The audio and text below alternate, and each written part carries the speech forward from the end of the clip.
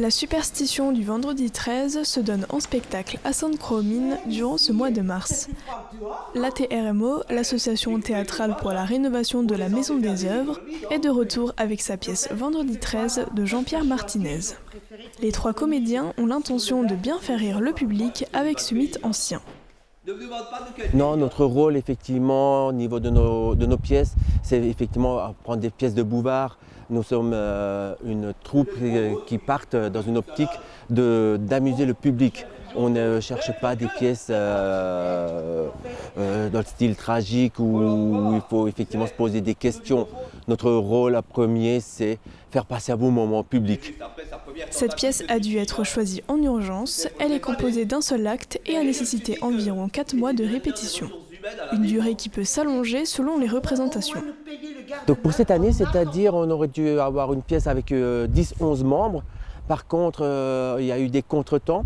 On aurait dû faire une année sabbatique. Or, il y a 3 comédiens qui ont quand même voulu jouer. Donc notre metteur en scène, Mehdi Bougachiche, qui a fait sa première mise en scène, a relevé le défi pour monter une pièce avec 3 acteurs. Et cette année, on va également avoir une troupe externe qui va faire une première partie.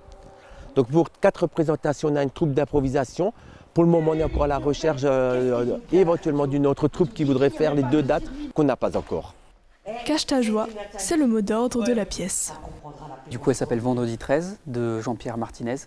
C'est une comédie et donc ça concerne un couple, Jérôme et Christelle, qui sont dans une situation financière assez précaire. Et en ce vendredi 13, notamment, il y a Jérôme qui a décidé de jouer au loto. Et ce même jour, ils sont censés recevoir un couple d'amis à eux. Et au final, il n'y a que Nathalie, donc la femme du couple, qui arrive en étant dévastée parce qu'elle a entendu à la radio que l'avion que devait prendre son mari s'est crashé en mer. Et au même moment, le couple apprend qu'ils auraient gagné au loto, la super cagnotte du vendredi 13. Et du coup, il y a un peu cette ambiguïté entre le fait que leur ami est complètement dévasté et qu'ils doivent la consoler, et d'un autre côté, ils apprennent qu'ils ont gagné la super cagnotte, donc ils vont devenir riches avec tout ce que ça implique.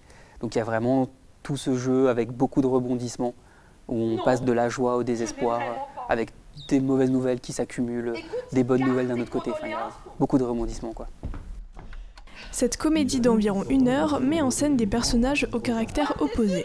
Jérôme aime rigoler et prendre des risques, tandis que Christelle est sérieuse avec la tête sur les épaules. Nathalie, quant à elle, est effondrée face à la perte de cet être cher. Il y a des éléments, je trouve, où on sent que les comédiens peuvent les jouer, qu'ils ont une certaine appétence peut-être à jouer certaines choses. Mais d'un autre côté, c'est vrai qu'on essaye aussi.